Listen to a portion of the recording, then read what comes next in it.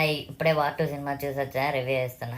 రెండు థింగ్స్ మాట్లాడాలి భయ్యా వార్ టూ సినిమాలో. ఫస్ట్ అండ్ ఫార్మోస్ట్, కుర్రోళ్ళు అందరి కోసం ఖైరాదు అని బెకినీ సీన్ ఉంది. మహా అయితే ఒక 5 సెకండ్లు కట్ చేశారంతే. సెకండ్, నాగవంశీ చెప్పాడు కదా భయ్యా, ఇంక మనకు బాధలేదు, ఇక్కడి నుంచి నాగవంశీ స్పీచ్లు ఉండవు. ఆయన ఏం చెప్పాడు, ఇంక ఈ సినిమా కానీ బాగోకపోతే నేను మాట్లాడినాడు. ఇంక మాట్లాడ్డా, ఇంకా అసలు కబుర్లు ఏం ఉండవు మనకి. ₹1 అని ఎక్కువ ఇమ్మన్నాడు, ఎలాగిచ్చేస్తాం ఇప్పుడు ₹1? నీట్గా ఎన్టీఆర్ని సైడ్ చేసి హృతిక్ రోషన్ మెయిన్ హీరోగా పెట్టారు. RRRలో ఎన్టీఆర్ రామ్ చరణ్ మోసుకెళ్ళిపోతాడు, ఇందులో ఏమో హృతిక్ రోషన్ మోసుకెళ్ళిపోతున్నాడు. అసలు దీనిలో మాట్లాడితే ఎన్టీఆర్ అన్న ఎంట్రీ VFX చాలా ఘోరం. ఏదో ప్రభాస్ బాడీకి ఎన్టీఆర్ ముఖం తగిలిచ్చినట్టు ఉంది. ఏ ఉద్దేశంతో మరి ఎన్టీఆర్ ఇలాంటి సినిమాలు ఒప్పుకున్నాడు? అందులో హిందీ డెబ్యూ అంటే ఎలా ఉండాలి? అక్కడ బాక్స్ ఆఫీస్ బద్దలైపోయి కాన్లు షేక్ అయిపోవాలి. అలాంటిది మానేసి అన్న ఇలాంటి సినిమాలు చేయడం అసలు ఏం బాగాలేదు. నేను లాస్ట్ టైం టీజర్ రివ్యూ అప్పుడే చెప్పాను, హృతిక్ రోషన్ దగ్గర అన్న ఏంటి ఇలా చూపించారని.